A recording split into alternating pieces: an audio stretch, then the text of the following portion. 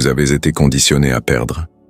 Dès votre premier jour de conscience, on vous a inculqué un système de croyances si dangereux, si séduisant et si lâche que vous le défendez encore aujourd'hui comme votre plus grande vertu. On vous a dit que la transparence est la voie des justes. On vous a dit que si vous êtes honnête sur vos intentions, si vous montrez votre cœur, si vous travaillez dur et restez loyal en silence, le monde, d'une manière mystérieuse et transcendante, reconnaîtra votre valeur et vous récompensera. Que la justice organique, au final, triomphe du bien. Ce n'est pas une philosophie de vie, c'est une entrave psychologique. C'est le scénario précis de soumission que les prédateurs sociaux veulent vous faire suivre à la lettre pour pouvoir dévorer votre énergie, votre temps, votre argent et votre respect, sans même que vous vous rendiez compte de l'invasion. Et c'est là que réside l'erreur fatale. Croyant en ce récit romancé, digne d'un conte de fées, destiné aux adultes, vous entrez dans l'arène de la réalité la poitrine grande ouverte, abandonnant toutes vos armes et votre carte des vulnérabilités avant même que la bataille ne commence. Niccolò Machiavelli n'écrivait pas pour des tyrans de laboratoire, ni pour des caricatures de méchants. Il écrivait pour des esprits dotés du rare courage de regarder la nature humaine sans le filtre trompeur d'une morale hypocrite. Il a décrypté une vérité froide, biologique et immuable. L'homme est guidé par son propre intérêt. Il n'y a pas de bonté intrinsèque dans les structures de pouvoir et les dynamiques de survie, il n'y a que la froide administration d'avantages et de désavantages.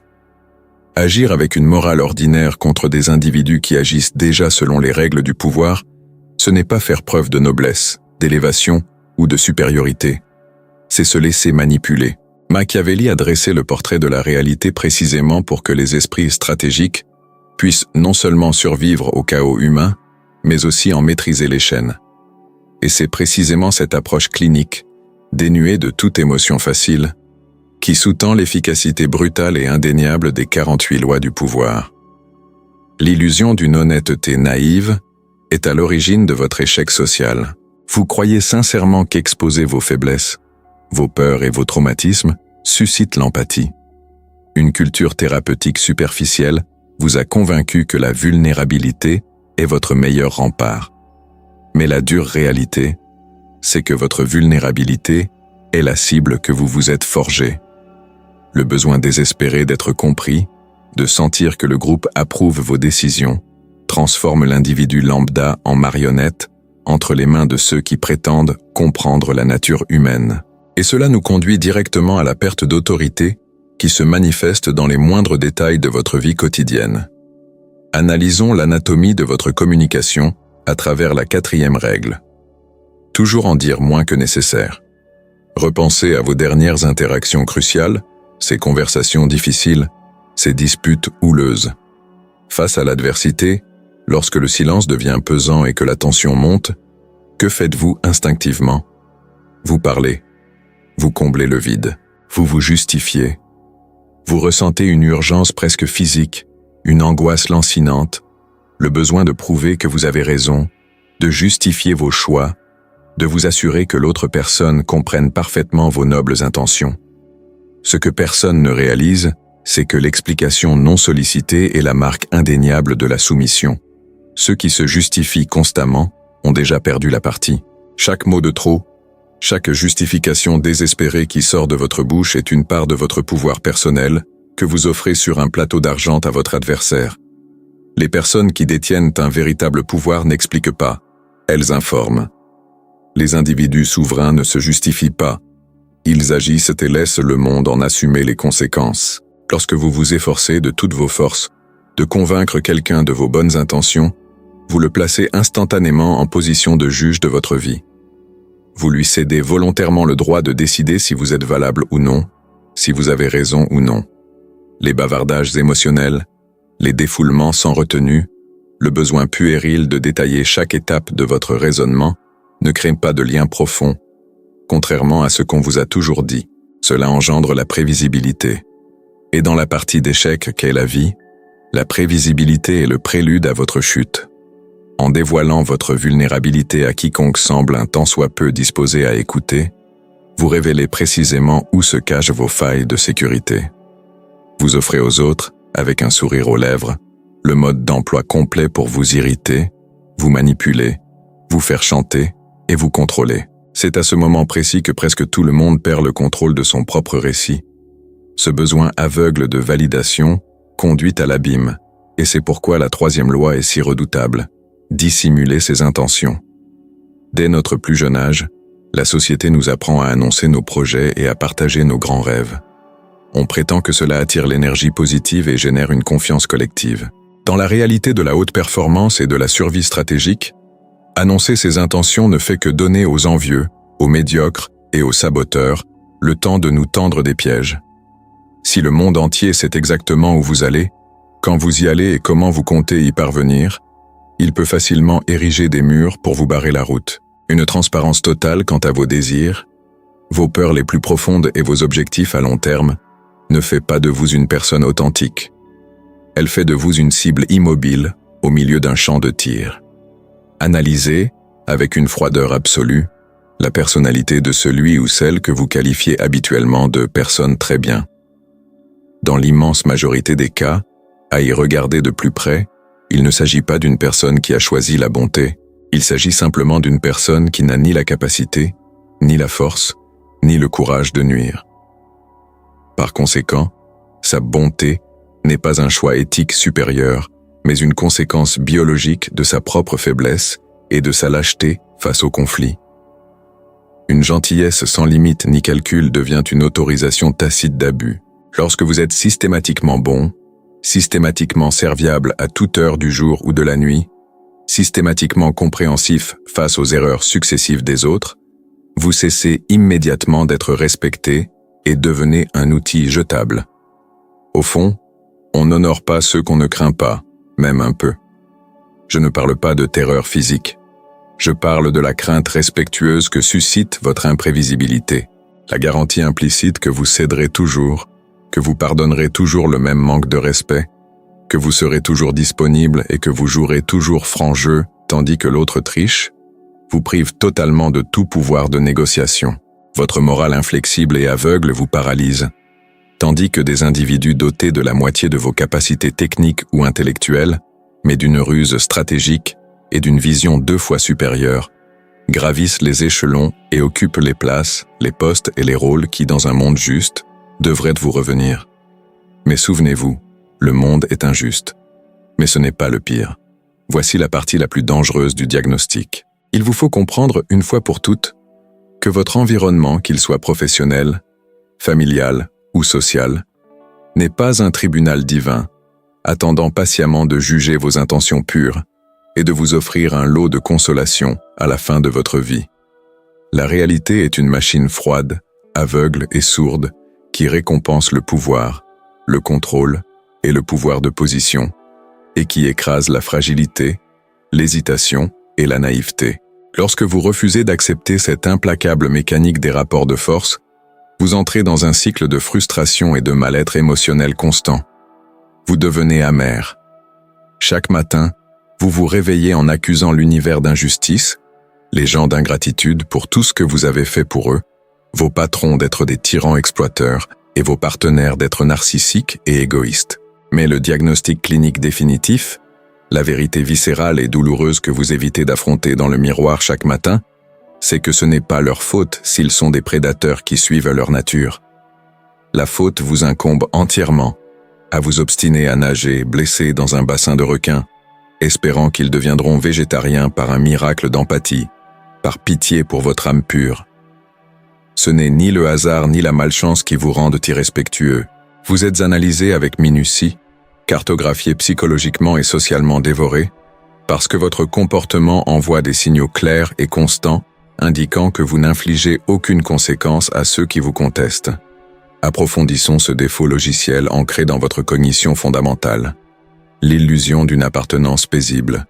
Vous avez été conditionné à rechercher l'harmonie dans votre environnement à n'importe quel prix, financier ou émotionnel.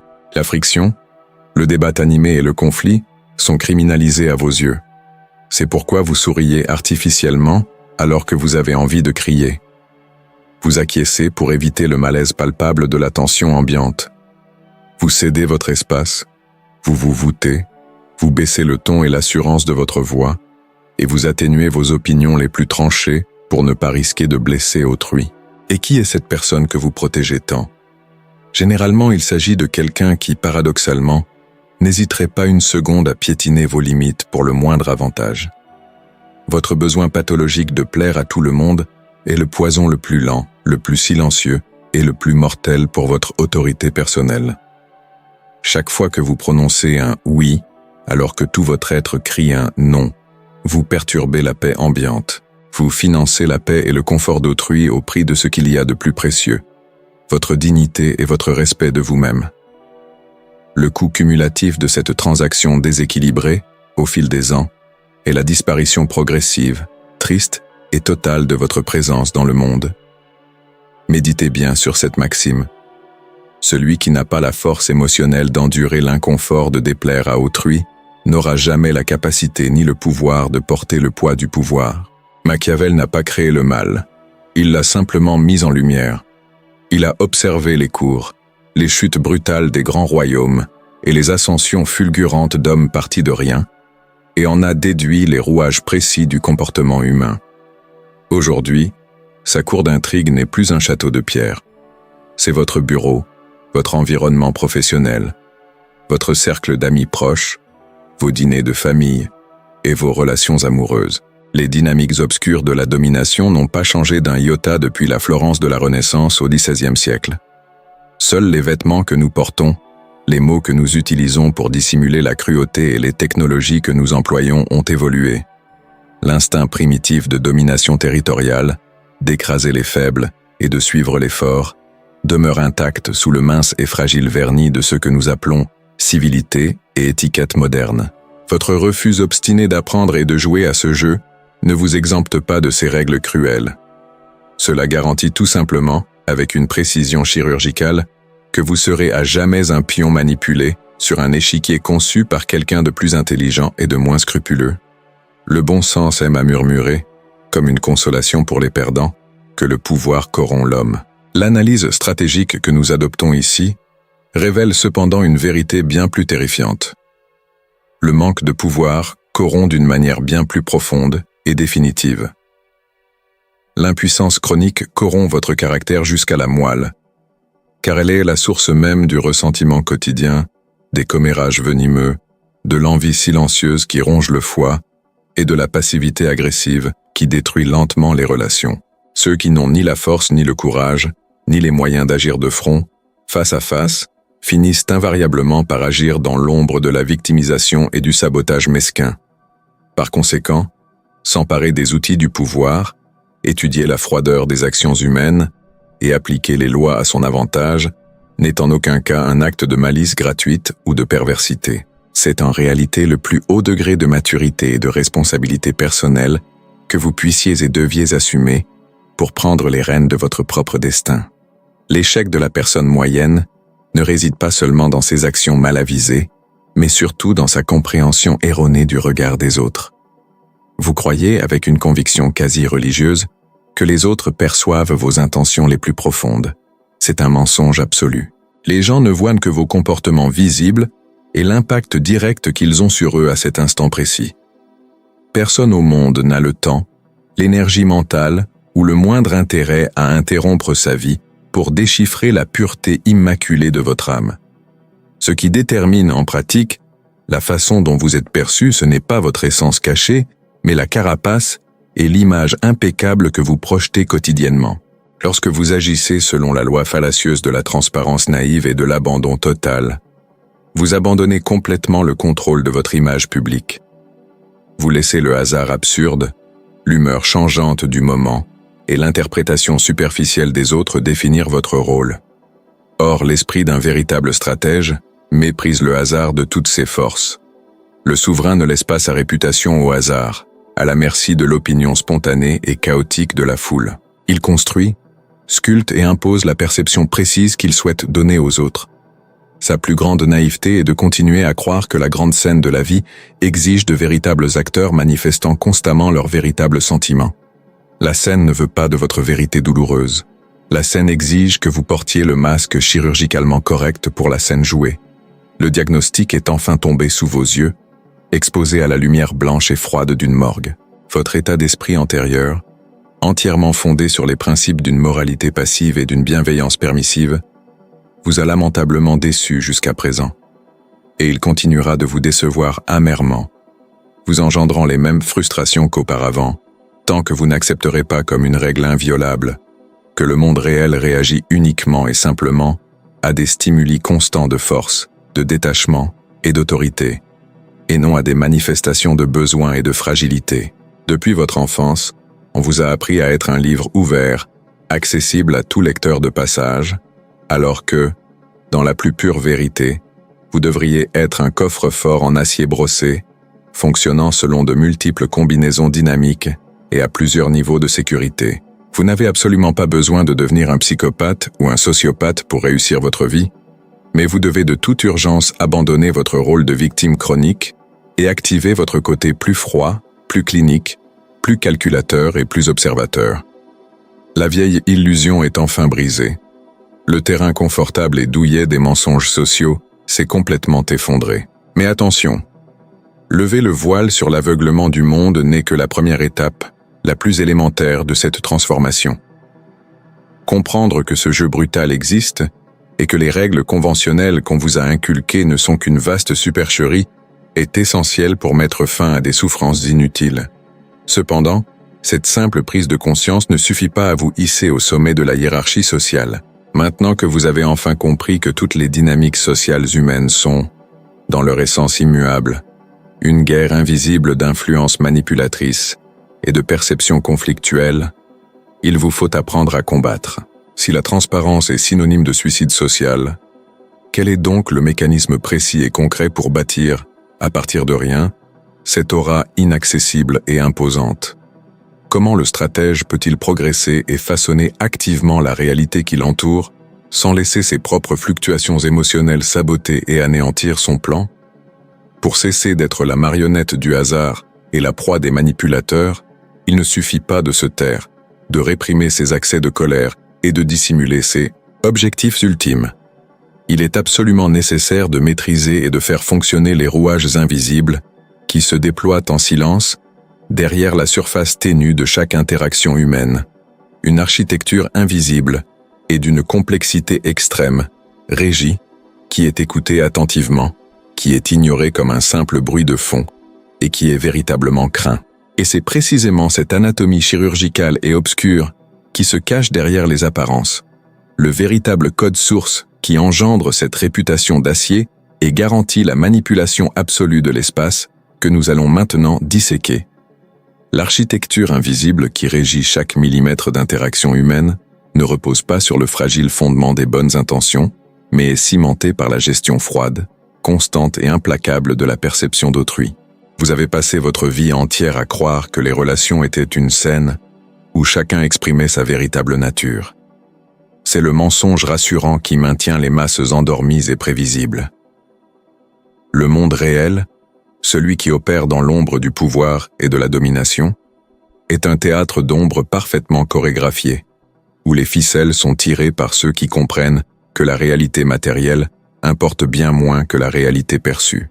Ce que vous êtes dans l'intimité de votre chambre, vos souffrances d'enfance, votre boussole morale personnelle et vos nobles espoirs pour l'avenir de l'humanité sont absolument insignifiants pour la machinerie du monde. Le système ne lit pas dans votre âme. Il lit dans votre enveloppe. Et c'est précisément dans la conception de cette enveloppe que réside la division suprême entre ceux qui contrôlent le rythme du jeu et ceux qui sont broyés par les rouages. Pour cesser d'être un pion manipulable et devenir l'architecte de l'échiquier, la première étape, absolue et non négociable, consiste à maîtriser l'art de la froideur. Ceci nous amène à la pierre angulaire de toute autorité sur Terre, la loi numéro 5, qui stipule que la réputation est primordiale. Protégez-la donc au péril de votre vie. Portez une attention particulière à cette analyse clinique de votre image publique. Votre réputation n'est pas un simple reflet de vos actions passées. C'est une entité autonome, une arme de guerre active, une construction artificielle et délibérée qui doit toujours avoir une longueur d'avance sur vous, quel que soit l'environnement. L'esprit commun commet l'erreur fatale de vouloir à tout prix faire concorder ses sentiments intérieurs avec son image extérieure. L'homme médiocre se sent investi de l'obligation existentielle d'être authentique en permanence, déversant ses sautes d'humeur sur son entourage. L'esprit stratégique, guidé par la pensée machiavélique, perçoit cette quête d'authenticité ininterrompue comme une stupidité suprême. Le stratège de haut niveau opère une véritable chirurgie mentale. Il dissocie, avec la précision d'un scalpel, ce qui le consume de l'écran qu'il arbore pour interagir avec les autres. La réputation que vous devez forger n'a pas à être juste ou véridique devant le tribunal de votre conscience. Elle a l'obligation unique et exclusive d'être inébranlable, imposante et redoutée, au point de bloquer les attaques avant même qu'elles ne soient formulées dans l'esprit de ses adversaires. Mais se forger une réputation d'acier ne se résume pas à accrocher un tableau au mur et à l'oublier. C'est un entretien quotidien en terrain hostile. Et ce que personne ne réalise, c'est que le monde teste vos défenses 24 heures sur 24. Imaginez votre esprit et votre positionnement comme une forteresse médiévale. Une forteresse n'est pas seulement prise par de grandes armées défonçant la porte principale. Elle est souvent prise parce que de petits espions découvrent des fissures millimétriques dans ses fondations.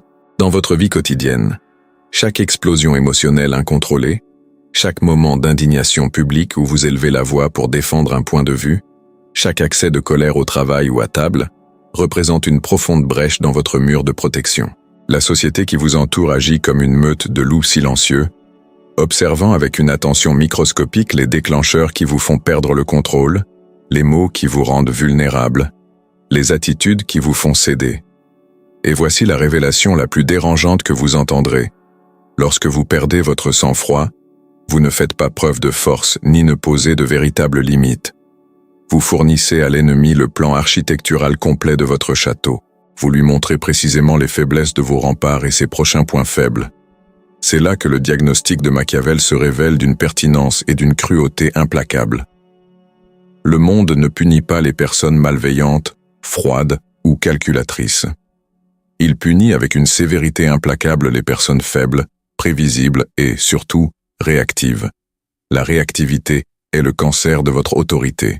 Si une parole blessante d'un collègue, une critique acerbe d'un supérieur ou le comportement égoïste d'un partenaire suffisent à vous déstabiliser, à altérer votre respiration et à vous faire agir impulsivement, vous n'êtes rien de plus qu'une marionnette. Vous avez transféré le contrôle de votre système nerveux à autrui.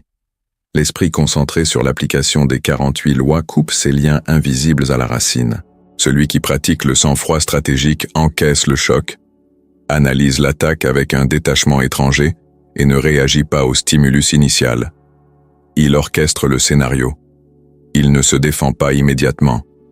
Il laisse le coup traverser le vide pour que l'agresseur perde l'équilibre.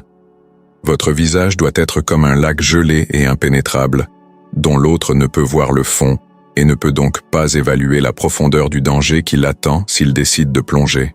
Voici la partie la plus dangereuse de cette analyse du pouvoir. Se protéger des intrusions émotionnelles et préserver sa réputation, c'est simplement défendre sa structure. Pour dominer totalement les dynamiques sociales et contraindre l'environnement à se plier à sa volonté, il faut apprendre à manipuler les mécanismes invisibles de l'attention humaine. Il faut maîtriser la 16e loi, utiliser l'absence pour accroître le respect et l'honneur. L'esprit commun se berce de la croyance erronée, que l'effort constant pour être présent, serviable en toutes circonstances, prendre la parole à chaque réunion et être joignable instantanément augmente votre valeur. La réalité, en coulisses, prouve exactement le contraire. Le marché des relations humaines obéit à la même règle implacable que le marché financier. La surabondance détruit la valeur de la monnaie. Une présence constante, une disponibilité inépuisable et une visibilité excessive contribuent à la surestimation de votre image. Quand on est toujours là, quand on entend sa voix sans cesse et que son visage devient un décor fixe, on finit par ne plus vous voir. On devient un élément du décor. On perd le charme de la nouveauté et le respect qui accompagne la réussite d'un exploit. La gestion du vide est la technique la plus sophistiquée et la plus discrète de l'arsenal d'un stratège. Se retirer stratégiquement au moment le plus opportun, garder le silence quand tous attendent à votre avis et se faire rare, exerce une puissante influence sur la psychologie de tout groupe. L'absence crée un vide, et l'esprit humain, par nature et par désespoir existentiel, à bord le vide. Lorsque vous refusez de combler ce vide par de vaines justifications, une présence excessive ou une anxiété de communication, vous obligez les autres à le faire pour vous. Et devinez avec quoi ils le comblent. Leurs propres insécurités, leurs doutes sur leurs erreurs et la paranoïa de perdre votre approbation.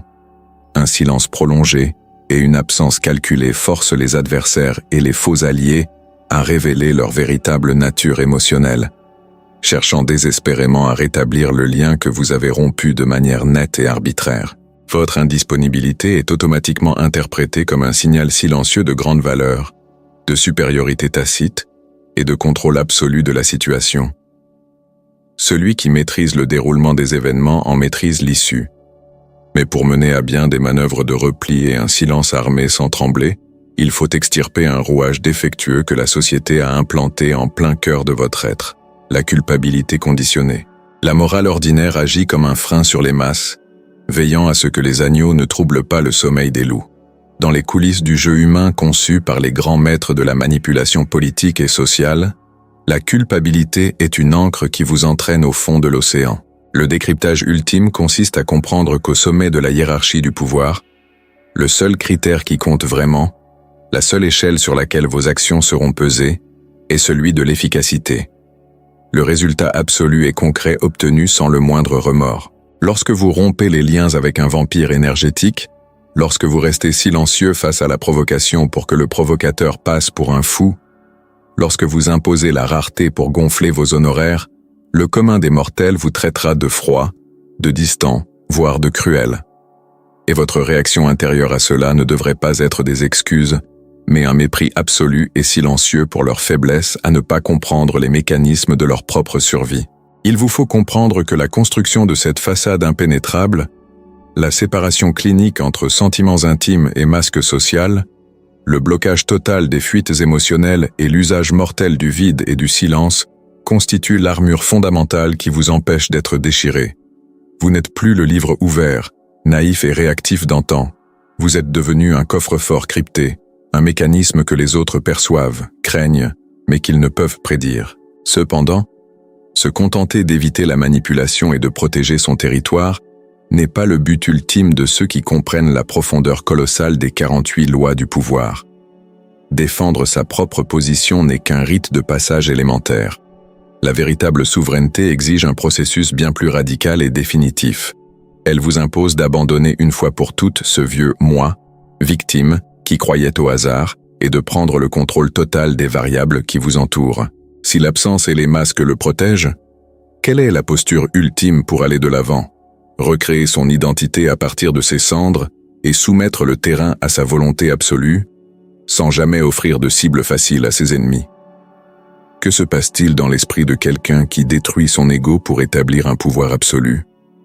Au terme de cette lecture des rouages de la réalité, votre défense est déjà en place. Mais l'attaque stratégique définitive, l'anéantissement de l'improvisation et la transformation irréversible de vos comportements requièrent les outils d'une maîtrise suprême.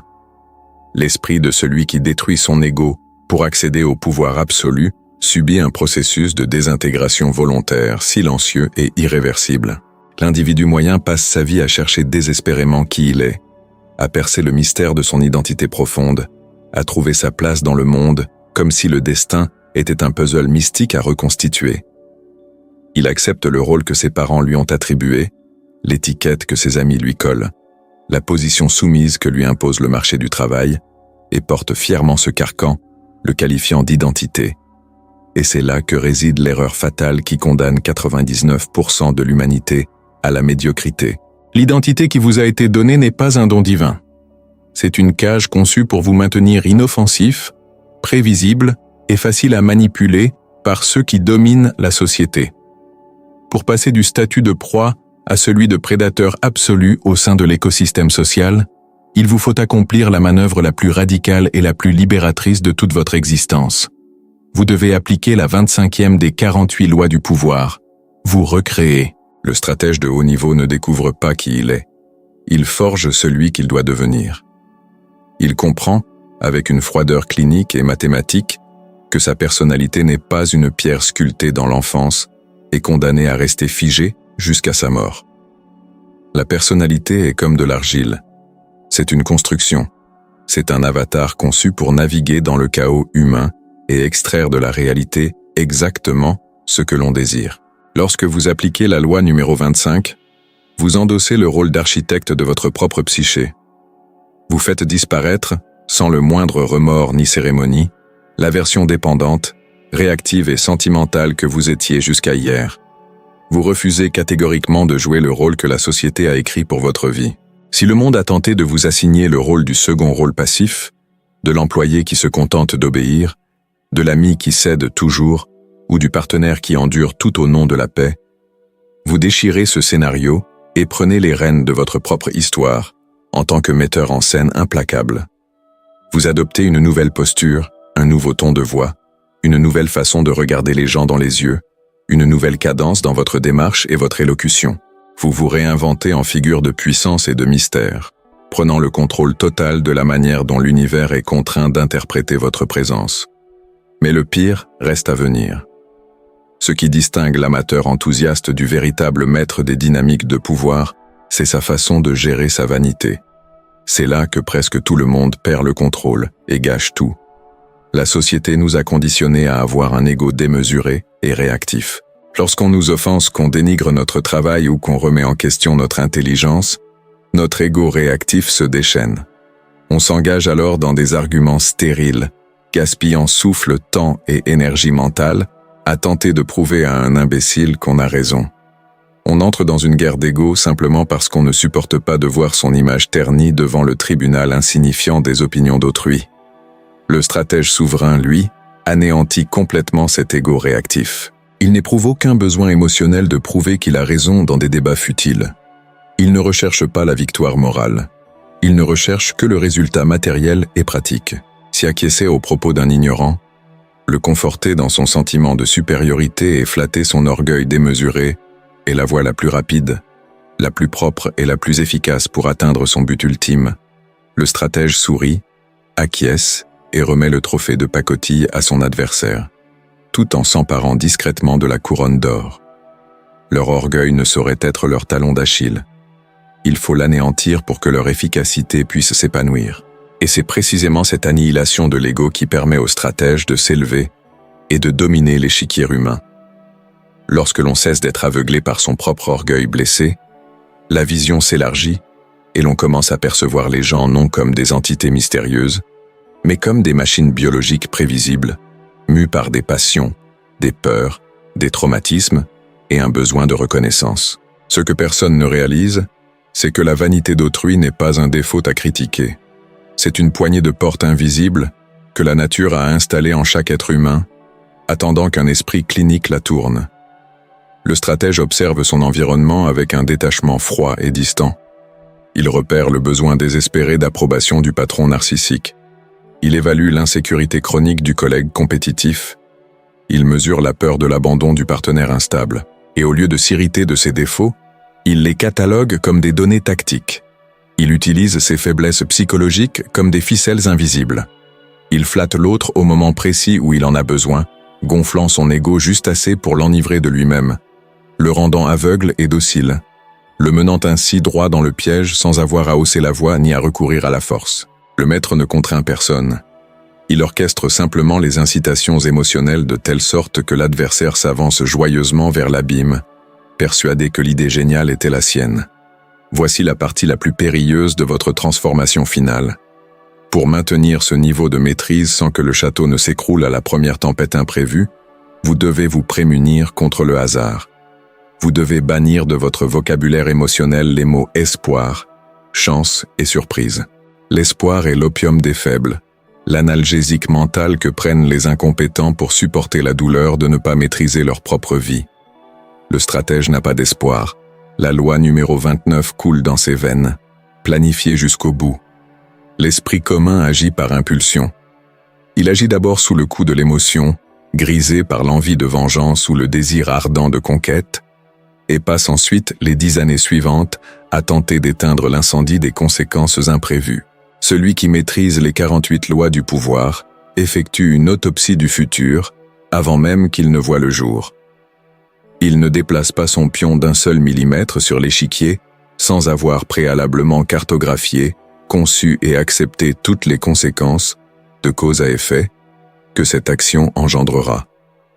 Il planifie la victoire, la réaction de l'ennemi, le revers temporaire, la voie de repli et le coup de grâce. Quand on planifie dans les moindres détails, on acquiert une carapace psychologique qui frôle l'invincibilité émotionnelle. Prenons l'exemple d'une attaque. Quand quelqu'un tente de vous humilier, de vous trahir ou de détruire votre projet, l'agresseur cherche à semer le chaos dans votre système nerveux. Il veut voir votre visage se tordre de colère, entendre votre voix trembler de peur et savourer votre désespoir. Mais quand on a déjà anticipé toutes les variables, quand le pire scénario a déjà été envisagé et résolu des mois auparavant dans le calme et la solitude de votre esprit, l'attaque de l'ennemi ne surprend pas. Elle ne fait que confirmer vos données. Vous recevez l'offense, la trahison ou la perte financière non pas comme un coup de poing dans l'estomac, mais comme une statistique clinique qui s'affiche sur l'écran de votre analyse stratégique. Votre respiration reste inchangée, votre rythme cardiaque demeure stable. Vous regardez votre agresseur comme un scientifique regarde un rat de laboratoire qui vient d'appuyer sur le mauvais bouton dans le labyrinthe. Cette absence totale de réaction émotionnelle terrifie l'adversaire d'une manière qu'aucune menace verbale ne saurait égaler. L'ennemi comprend, dans cette seconde de silence pesant et de regard vide, qu'il n'a pas touché un être humain. Il a touché un mur de béton armé. Et c'est lui qui va se briser la main. Nous voici enfin parvenus au sommet de l'évolution stratégique, au manifeste définitif de la souveraineté sur le chaos humain. Le summum du pouvoir consiste à ne pas rester inflexible, car même le roc le plus solide peut être dynamité et réduit en poussière si l'ennemi connaît précisément sa position et son étendue.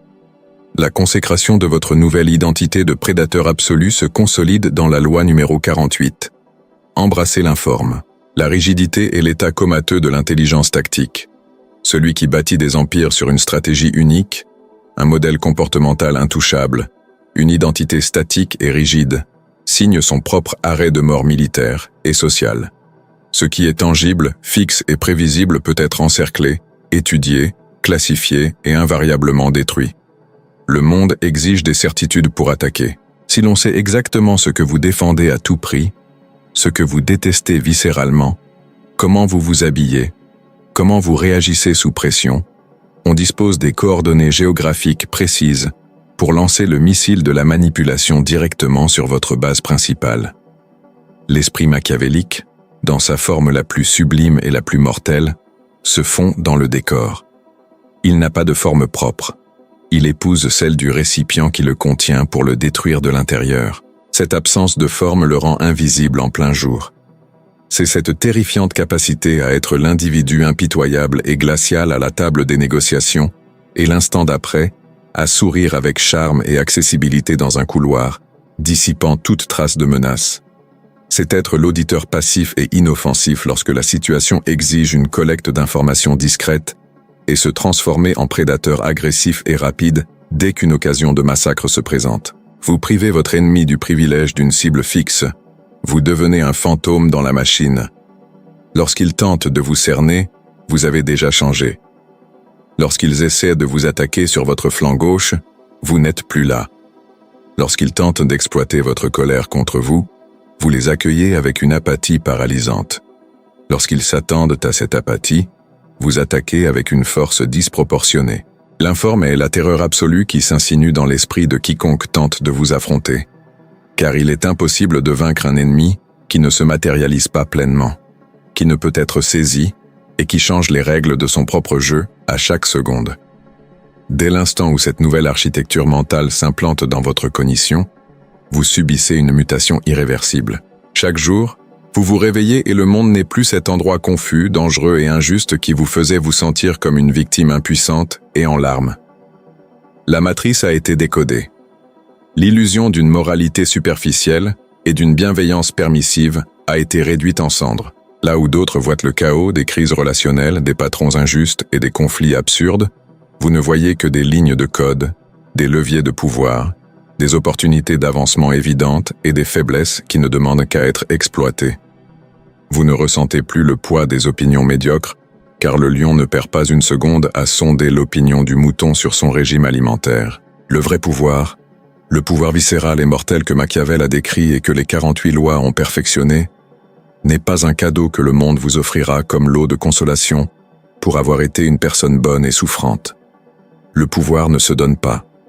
Le pouvoir se conquiert. Elle est arrachée de force aux mains tremblantes des indécis par des esprits cliniques qui ont eu le courage absolu de regarder en face les rouages cruels de la réalité, d'accepter la froideur des lames et de décider, une fois pour toutes, qu'il vaut infiniment mieux être la main ferme et calculatrice qui tient l'épée que le coup fragile et plein d'espoir qui attend passivement le coup fatal. Votre nouvelle identité est en place. La partie ne fait que commencer. Et maintenant, c'est vous qui dictez les règles dans un silence absolu. Si cette vidéo a éveillé votre curiosité et vous a offert une nouvelle perspective sur la réalité, l'étape suivante est essentielle. Laissez un j'aime dès maintenant pour confirmer cette nouvelle approche. Abonnez-vous à la chaîne pour ne manquer aucune des stratégies que je publie chaque semaine et dites-moi en commentaire quelle loi vous a le plus interpellé. Votre apprentissage ne s'arrête pas là. Regardez les autres vidéos de la chaîne qui s'affichent à l'écran et continuez à développer vos défenses. Le monde est un échiquier. Choisissez votre camp.